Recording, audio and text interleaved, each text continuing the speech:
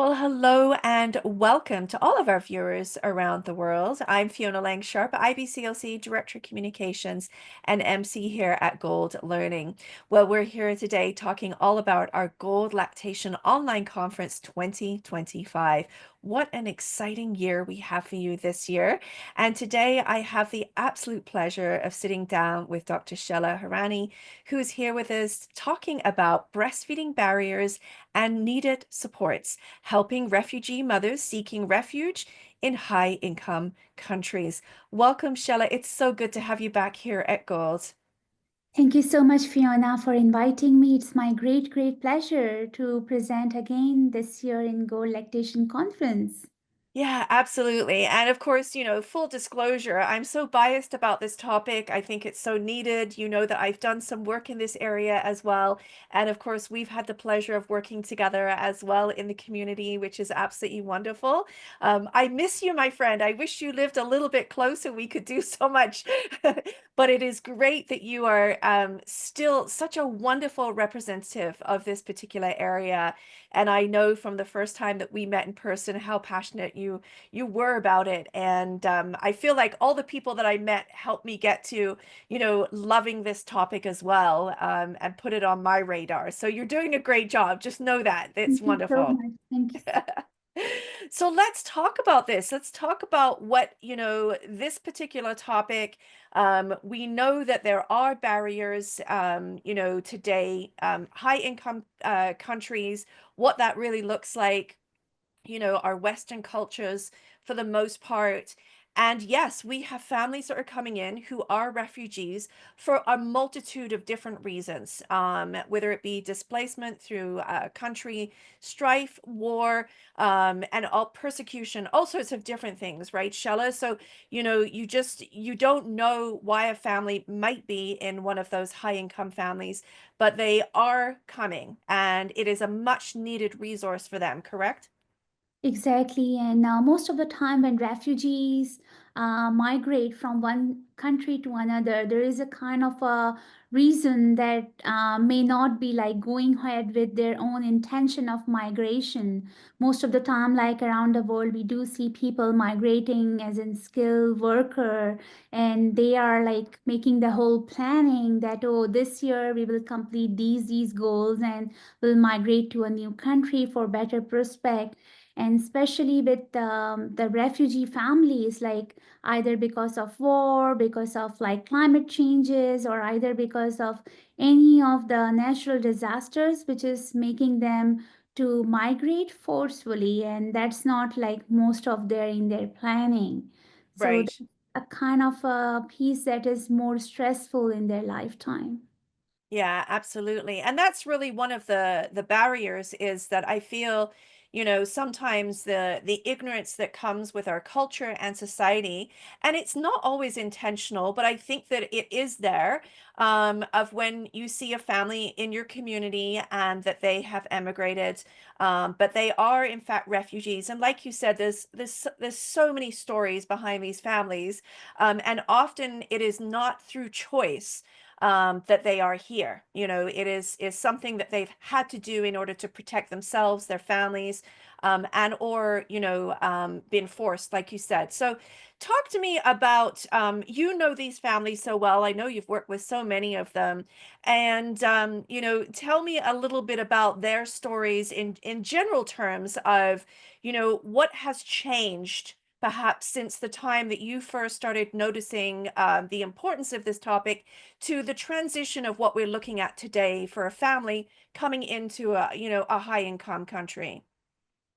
I would say that like it's so much of the huge transition for such families. Even like generally on media, we do see every time many countries are still like in the war zone, and they are like having the large number of refugees coming to different countries. And one of the perception that people do have that if they are migrating to a high income country, maybe their life or quality of life would be better than others who are migrating to or low middle income countries or low Hmm. income countries. But in either case, like they are the one who are most vulnerable.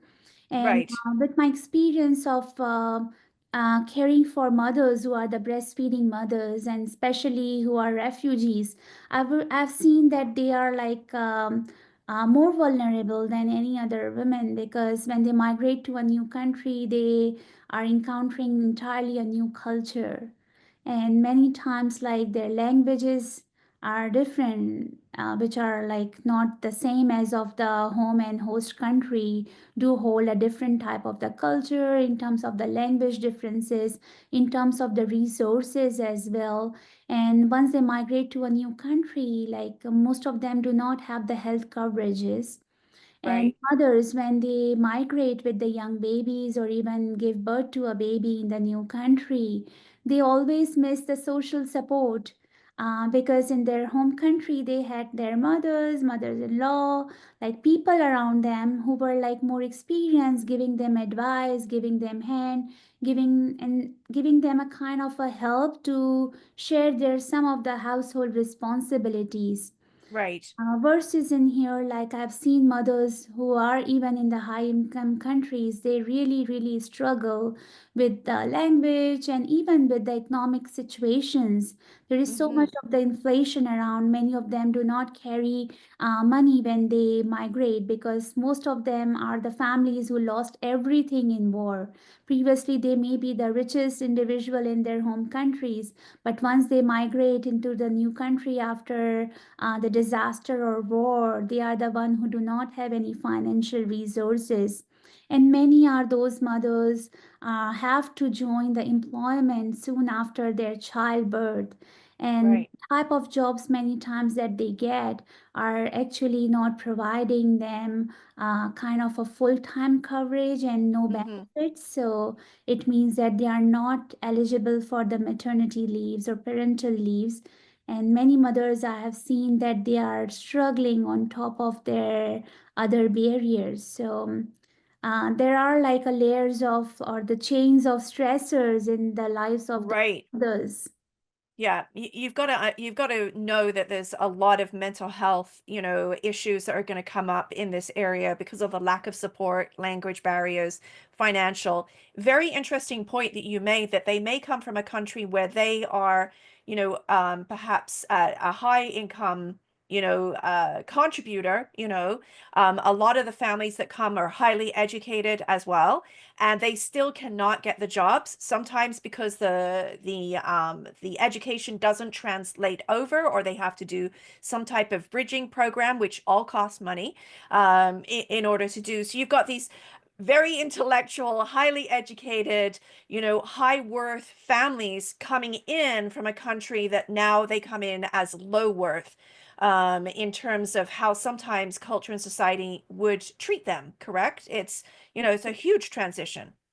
Exactly, and even like I have seen that many mothers, they are like feeling quite like alienated in the new Yes, country.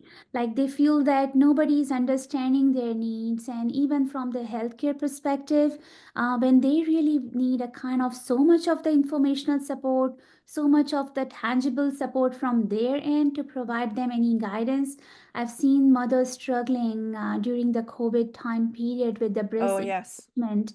Many of them were having the language barriers and were not able to set up any appointment directly with their physicians. And even if they had any kind of issue with their breastfeeding, even lactation consultants were like allocated in the emergency rooms, since they were right. the healthcare providers as well. So many mothers, when they were trying to schedule online or like phone appointment with their physicians, it was hard for them to even provide them the services with the language barrier, and then mothers were feeling shy if they had like a male physician to talk Of something course. about breast, because like within refugee we do have so many subcultures, and people are coming in from the different cultures, and in not in every culture something about breast and breastfeeding is considered something to be shared very, very openly Mm, about. So I've seen that mothers who were initially having the breast engorgement, they talked about that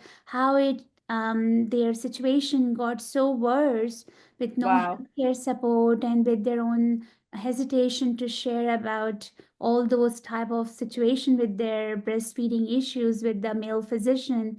Many of them ended up into mastitis, breast abscess, and they Wow. really had a hard time breastfeeding Sure. babies. Yeah. Yeah, I mean it's all those factors that are they're definitely exaggerated, amplified, especially, no support, language barriers and all those things. There is a lot more to take into consideration when working with families like this. I think it's going to be a really important presentation to, look at how or, what it feels like to come in to a high income country and then try to seek out support and what we can do as lactation consultants and breastfeeding supporters alike in order to support those families. Thank you so much. Again, your title of your presentation, Breastfeeding Barriers and Needed Supports, Helping Refugee Mothers Seeking Refuge in High Income Families. Thank you so much, Shela. It's always a pleasure hearing from you and getting to know more about how we can support our communities, because refugees are everywhere in the world. I mean, the time is here. We need to stand up and make sure that we're supporting the mothers that are coming in. So thank you again for being here today. My great pleasure, and I look forward to my presentation at this year's Go Lactation Conference. Wonderful. Thank you so much. Well, if you would like to come and join myself and Dr. Shela Hirani for this presentation, she'll be here live, which is just wonderful because it means you'll be able to come in and ask questions of her. Of course, we'll have a live Q&A. It will also be recorded for your convenience. We have forms for all of our registered participants as well. You can head over to our website right now at goldlactation.com to register for this event and, of course, the entire conference. We'll look forward to seeing you all online. Thank you again for joining me here today, Shela, and I'll look forward to seeing everybody very soon. Bye-bye for now, everyone.